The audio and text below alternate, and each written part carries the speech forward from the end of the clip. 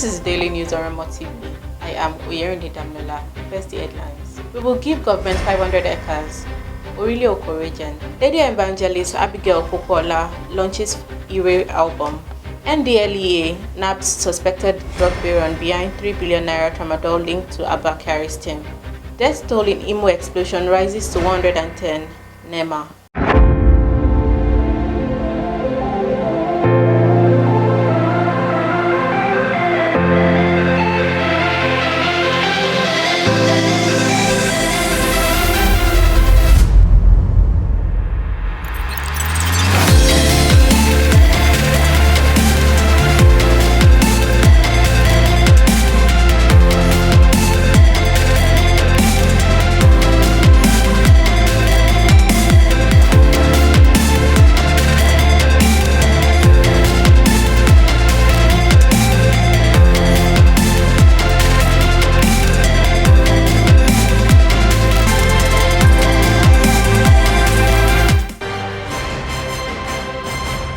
On our top stories, Regent Olakunle Joseph, who doubles as the Asiwaju Orile Mo and the Regent of Orile Oko, has pleaded with the government to extend the dividend of democracy to Orile Oko and help develop the town with the inbred opportunities in the land.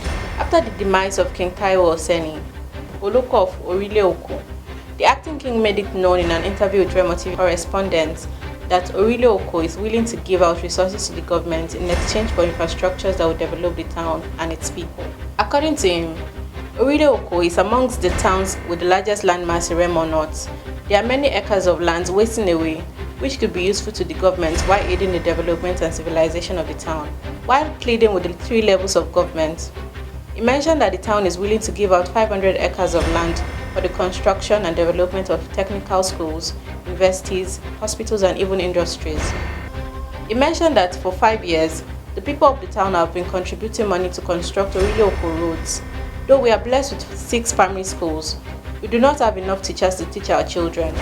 There are over 300 pupils in a class, yet we have low availability of teachers, so the school is suffering from a shortage of capable workforce.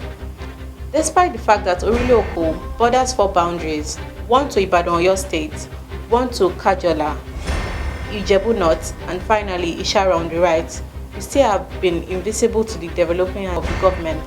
We are willing to help the government while they help us, he added. Still on our top stories, very talented lady evangelist Abigail Popola of Grace of God International Singers on Sunday launched Ire Goodness, an album of 5 really beautiful tracks at Christ African Church, Cinema Road. The event had in attendance a number of guest artists such as Oluwaseun Melody, Sam Keys, SKS, among others. On our top stories, the billionaire drug baron behind the 3 billion naira tramadol deal involving the embattled suspended Deputy Commissioner of Police, DSP Abba Kyari-led Intelligence Response Team, IRT, Chief Afam Molinsin Emmanuel Ukatu, has been arrested by the Operative National Drug Law Enforcement Agency, NDLEA. After months of surveillance and evading arrest, Ukatu is the chairman of Molinsin Group of Companies, was eventually nabbed on board a flight to Abuja at the MM2 terminal of Lagos Airport Ikeja on Wednesday, 13th April.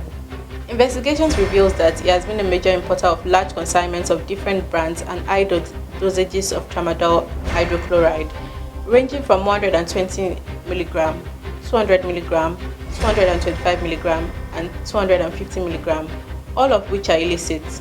Ukatu came under watch last year after 5 cartons of tramadol 225 mg were seized from his staff on May 4, 2021, when he was sent to sell them to undercover police officers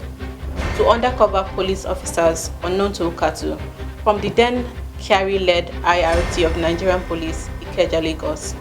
The price of a carton of tramadol was negotiated at 70 million naira each, as against the black market value that was ranged between 18 million naira and 20 million naira a carton in Lagos. After the arrest of Ukatu's staff, Pius Enidom and Sunday Ibekwete, Kyari's men were led by the suspects to Molinsin's warehouse at Ojota in Lagos, where 199 additional cartons of tramadol 250 mg were seized by the IRT team. The monetary value of the 202 cartons of tramadol seized from Molinsin in one day was over 3 billion naira, 3 weeks after the seizure, the Kyari's IR team transferred only 12 cartons of the tramadol with one and a suspect to Lagos command of the NDLEA, leaving 190 cartons unaccounted for. After over 8 months of the following-led anti-narcotic officers of the agency, Ukatu was eventually arrested at Lagos Airport on 18th April 2022. Kyari and 4 top members of his team are already facing trial for a different but similar offense at the Federal High Court in Abuja. Finally, acting head of Imo Abia operations of NEMA, Mr. Ifeanyi Naji, disclosed this on Monday. Naji said more dead bodies were recovered in Orashi River near the scene of the incident on Sunday, while some died at various hospitals to increase the total number of casualty figures so far. It was reported that an illegal refinery situated at the Abeze Forest in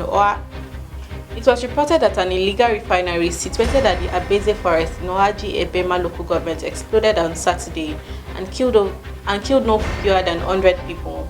Emergency workers in Imo led by Naji had been on ground since the incident to carry out rescue operations and evacuate dead bodies. The NEMA boss further disclosed that arrangements were on to carry out massive burial of the corpses. When asked the cause of the disaster, Naji said, "We are yet to ascertain what led to the fire disaster. Those who should tell the story and give insights to the incident are all dead. We are still on ground. We will soon come out with a report on the incident," he said. Naji further appealed to the government to create an enabling environment for genuine business to flourish within the oil-producing communities in Imo to discourage youths from engaging in illegal activities. He also appealed to the oil companies in the area to assist government in job creation for their host communities. That's it on the Daily News on Remo TV.